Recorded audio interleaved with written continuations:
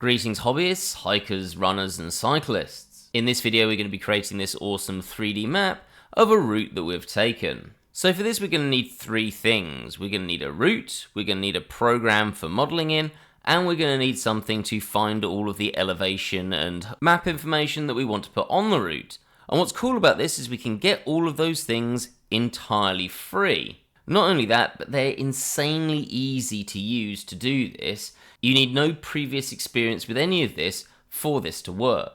So let's start with our route. We need that as a GPX file. So I'm using AllTrails for this, which I use to do my routes when I'm going to a place I haven't walked before. But you could use something like Komoot, or even use something like Google Maps to plan out a route that you haven't taken yet. Though there is an extra stage in that, I'll talk through that in a second.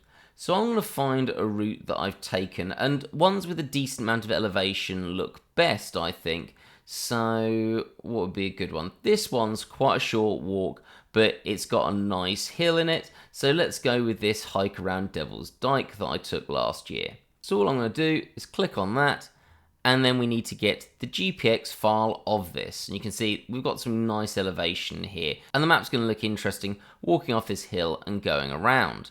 So we're going to come here, we're going to download our route. We specifically want the GPX track format, and then we're going to click OK. Save this under whatever name you want. I'm just going to call this Devil's Dyke to make it shorter, and then save it. Now this doesn't need to be a route you've actually walked. We can do this on Google Maps, for example. Just set up your route, though be aware that it might be limited on some of the smaller paths that you might want to take. Go to copy link, and then go to a website like Maps to GPX or whatever you want to use. I just found this one as it was the first one on there. Paste in your Maps link, click Let's Go, and it will ask you to save your GPX to wherever you want. I'm not going to bother with that because I've got my file, but as I said, you can do this with Google Maps as well. Next, we need our 3D modeling program. We're going to use Blender for this. Just go to blender.org. I'll put a link to everything that I've used in the description. Click download. At the moment, we're on Blender 4.4.3, but 4.5 is going to be out soon. But this should act in exactly the same way. We're going to click download Blender, save that file, and then we'll be ready to go with that. So install Blender like you would any other program. Go to where you've got it, double click on it, and just start going through the setup wizard. I'm not going to show all of that, it's self-explanatory, and I've got it already installed. Once you've got Blender, it will look something like this. To navigate around, you hold down your middle mouse button, and that allows you to pivot around an object. If you scroll in and out with your middle mouse wheel, it's zoom, and shift and your middle mouse button pressed down will allow you to slide from side to side. Not that you need this at all, you can literally do nothing with Blender, just a couple of clicks and it will work this all out for you. Though if you wanted to use it to edit, you can do. And if you want to learn some more about Blender, subscribe to the channel, have a look at some other videos. It's one of the main things that I focus on. Now the last thing we're going to need is an addition to Blender that's going to tell it how to do this and find all the map information, and we call this an add-on. Now this is also available free if you go to makerworld.com and find the hiking and cycling map generator. It's also called Trailprint 3D, again link in the description. We get this awesome set of designs but also the file to make them from someone called MG, and the fact that they're giving this away free I think is insanely generous. So all you do is you scroll down to where it says download STL and CAD files, click there, and then we're going to click download STL CAD files, not open in Bamboo Studio. And while I'm going to use Bamboo Studio at the end to set this up, you can use this with any 3D printing program. So let's click there, and importantly, we want the add-on. So we're going to click there, and you're going to download whichever add-on is the most recent one, basically the one with the highest number. So at the moment it's Trailprint 3D-1-90. Download that, and we're going to click save again, and we've got everything that we need. So back in Blender, we're going to go to Edit and Preferences, and we're going to come to where it says Add-ons, and this is where we can add in additional tools that we download from other places or from the Blender extension warehouse. And this is one of the things that makes Blender so powerful. Not only is it free, but there are a huge amount of tools available. We're going to come to this small arrow, install from disk, come to where you've saved it, and we're just going to click and install from disk. This should now be active. We're going to want to come down here and click Save Preferences, which just makes sure that we've got this set up and ready to go. Now, what this will be is on your N panel. So if you hit N, it will come up here. Occasionally with add-ons, and I think it depends on your computer or maybe just how Blender's feeling that day, this won't come up. Just close Blender down and open it again and it will be there, but we're gonna once again hit N to open up this panel. You can also do it with this tiny arrow that's there, and we're gonna go to Trail Print 3D. Let me just drag that out so we can see this more clearly. Now we have loads of options we can use. We can use a hexagon, we can use a square, a heart, or various things like with text inside the shape or outside the shape. I like the outside the shape, but we're just going to use a simple hexagon for now. You tell it where your GPX file is located, so let's click there. I'm going to go to my Devil's Dyke GPX, click accept. You're going to tell it where to save this to. I'll save this to the same place for now, and we're going to give your trail a name, so Devil's Dyke. Now these are the important options. So this is giving you the size in millimeters that your map is going to be output. Now obviously you can scale this up and down as much as you choose later just by doing it in your 3D print slicer, but I'm going to put this at, I don't know, 125, so 12.5 centimeters, which I think is a nice amount. Your resolution is going to be how well rounded or how much detail there is on your map. It says max recommended 6. Now this is just to do with how long it's going to take to do it, because every single one of these points it has to go away and search for, and that takes time. I actually find 8 a really good level, but that is going to be slower, but I think 8 is a really good level. Elevation scale is going to be how much it exaggerates the scale of the height. Now this you're going to want to play around with. If you've got something that's relatively flat, you might want a 10. If you've got something that's really hilly or really extreme, you might want something lower than that. So for example, this Devil's Dyke route wasn't a really long route. It was only about an hour worth of walking, so the map's not very big, and it was quite a big elevation for that distance. So I'm going to go for something like 3 or maybe 2.5.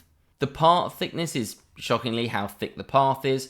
I like 0.6, that works really well. And then the path scale, this is a bit of an odd one. This is how big the path is going to appear on the map. Basically, how much do you want surrounding this path? You don't have to find the map yourself at all. It does it all automatically. I like something between 0.8 and 0.7. We'll stick with 0.7. And shape rotation is how you want the map rotated around, but we can do that later, so I'm going to come back to that. The final thing is this overwrite path elevation. What this will do is this will set your path exactly on top of the map, and you can do it without this if you think whatever's recorded your route has been really exacting with the height, but I like to click this just because it makes sure it's going to work. There are other options, so for example, you can use different data sets if you want to, or you can use a different API to get this. And there has been one instance where I did this where it kept returning an error for some reason just for that map, which was odd. So you could change this to a different one and then it worked fine. Now there are some advanced options, and this is particularly relevant if you do something like do a hexagon without a text, and that will change things like your text size. You can change what's written in, though it will automatically have the text information of the map, but you can change the font, change the text size, change the size of the border and things like that. I'm not going to do that, I'm just going to do a hexagon. So that is it. You just then click generate, this window comes up and it tells you not to close it, and it just starts running through this program.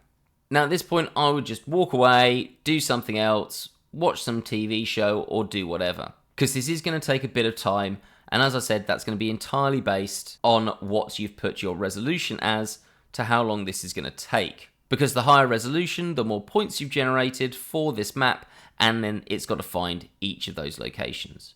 So we're going to come back when this is finished. With that finished, you can see we've got our map. And the resolution, as I said, is pretty good at this level. So this is what I quite like, the resolution of 8. You're getting nothing too jagged, but it's not going to be too detailed that it's going to take forever.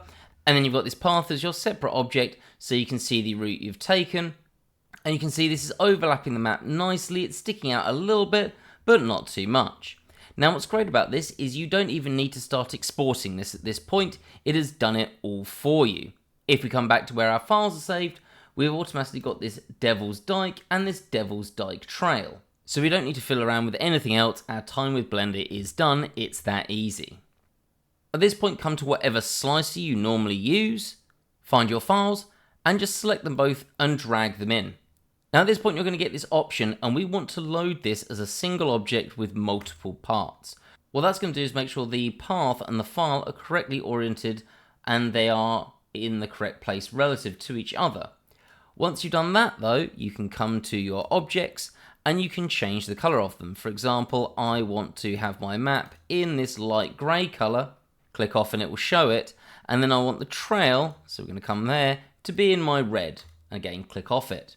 And at this point, this will do everything we need to do for us. We don't need to do anything else. We just need to click to slice the plate. Now this is quite thick because of the elevation, so this one's going to take about 14 hours, well 15 hours to print. I've had other versions of this that are much flatter, take somewhere in the region of 10 to 11, and that's at this 12.5 centimeter diameter, so it entirely depends what you want to do.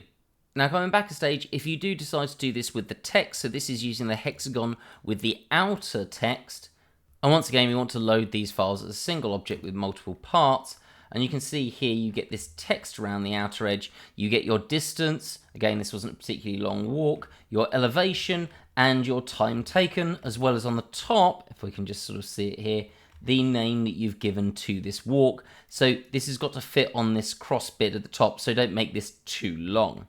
Then again, same exact process, we can change the coloration of this, so we've got that overall. I'll keep the plate the light grey as well, but I think I might want the text to be in black. That could be quite nice. And then we'll once again put the trail into red. So whatever you decide at this point, you just slice your plate. And you'll notice with the text, this takes quite a bit longer to print, but should look quite nice. Do make sure your text isn't too small. I think this was done at about a 3, so just be aware of that in terms of the scaling. And I upped the size of the plate to, I think, 25%. So that was my settings there and the ones that I changed. So at this point, we just need to get this printed. I really like my Bambu printer. It does this very easily with little problems, but you can do this on any slicer, any printer, though obviously you want to have one that does multiple colors if you want to have the multiple colors on it. But either way, I think this makes a really, really nice end product that just gives you something that's a bit more interesting as a memento than maybe some photos, or something that goes really nicely in combination with the photos that you've taken on your trip or hike. Anyway, thank you for watching till the end of the video. Hope you found this interesting, and if you did, please give the video a like. I think there's a lot of people that could find this a lot of fun, and you clicking that like button makes it much more likely that people are going to see this. As I said, I largely focus on Blender, but also other things like 3D printing and 3D scanning, so if you are interested in more than that or finding out what you can do with Blender, subscribe to the channel or tell me the sort of things you'd like to see in the comments section. Hope to see you in the next video, and have a great day.